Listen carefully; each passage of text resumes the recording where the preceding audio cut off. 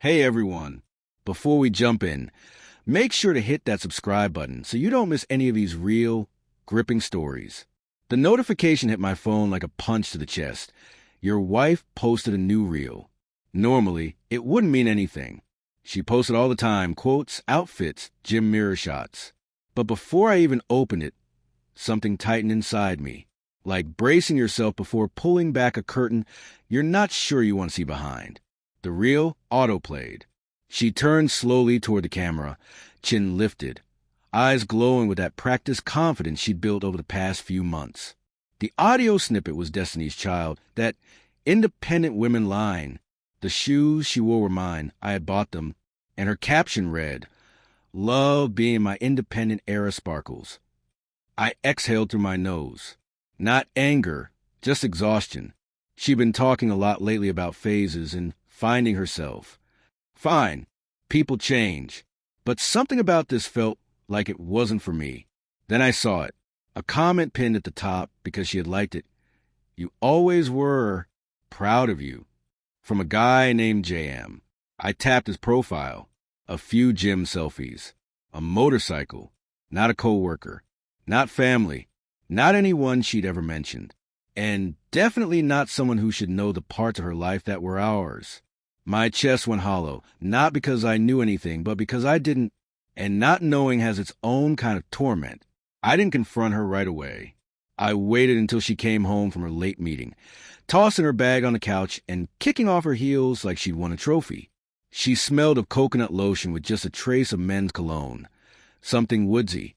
"Hey," I said, voice steady. "Hey," she replied, distracted, thumbs flying over her phone. Then she flipped its screen down when she noticed me watching. That used to mean nothing. Now it felt like a lock clicking shut. "How was your day?" she asked, walking toward the kitchen. "Fine.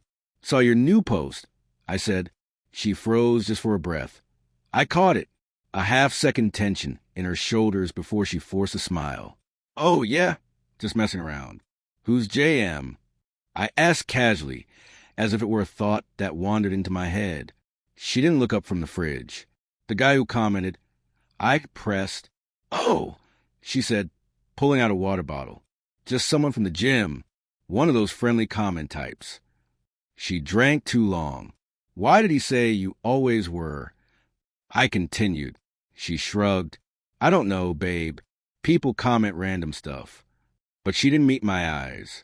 I nodded, pretending to accept it, yet something inside me shifted. Something was off. It was in her tone, in the careful way she answered, like someone navigating a minefield. Later that night, she fell asleep quickly, her back turned to me, breathing soft. I stared at the ceiling, replaying that flicker of fear in her face.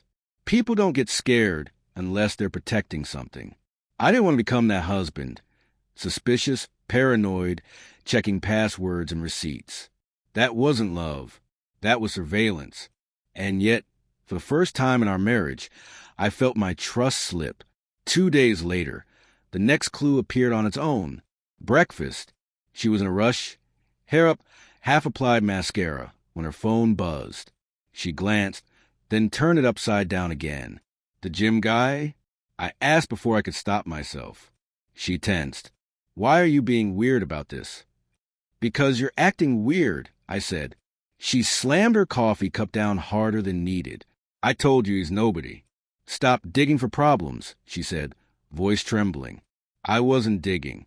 The cracks were already rising on their own. That afternoon, she posted another reel, another empowerment line, another "women don't need anyone" track. Same guy commented again, "Look at you." She liked it. My stomach sank, not because I saw affection.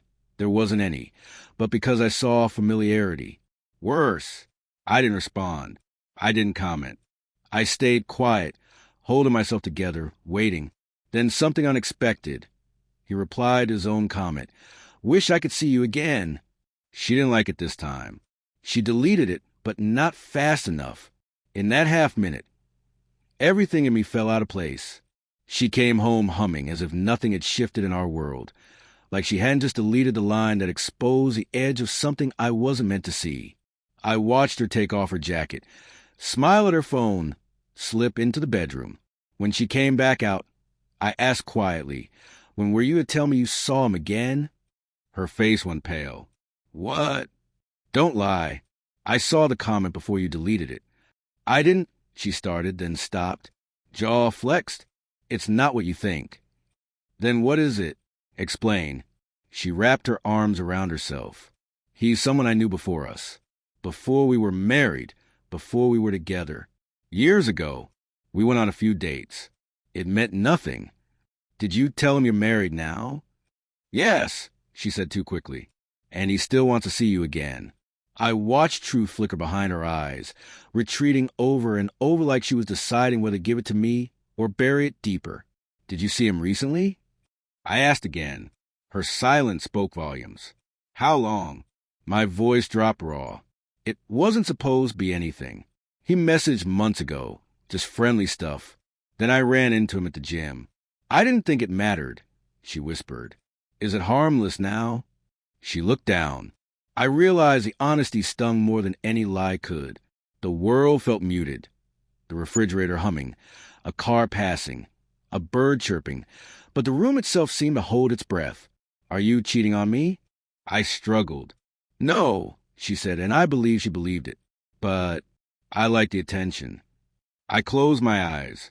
That was the wound, not the man, not the post, not the deleted comment. It was that she needed something from someone she didn't want from me anymore. She reached for me, then stopped halfway, unsure. "I didn't mean to hurt you." "Intent doesn't erase impact," I said softly. She sank onto the couch, face in her hands. "I feel lost." And he reminded me of who I used to be.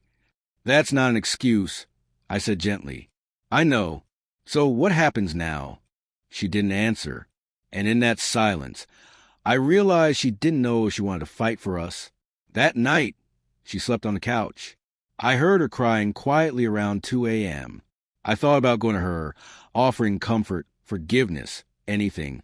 But I was too fractured to move. At dawn, I found her sitting at the sofa edge, eyes red, hands trembling. "I blocked him," she whispered. I nodded. But blocking him didn't erase the reason she wanted him in the first place. "I want to try if you'll let me." I wanted to say yes. I wanted to say no. I wanted to rewind time and erase the comment, the doubt, the shift in her eyes. The moment the betrayal began before I even saw it. Instead, I said, "I need time." She nodded, crying quietly, not wanting to disturb the fragile air between us. I stood there for a long moment, memorizing the scene, the dim morning light on her face, the trembling hands, the brokenness neither of us expected. As I walked away to let the day start, one thing stayed with me. Some betrayals don't end marriages. Some betrayals simply reveal cracks that were already there, waiting for someone to press on them. And sometimes the worst pain isn't losing the person. It's realizing you started losing them long before you ever noticed.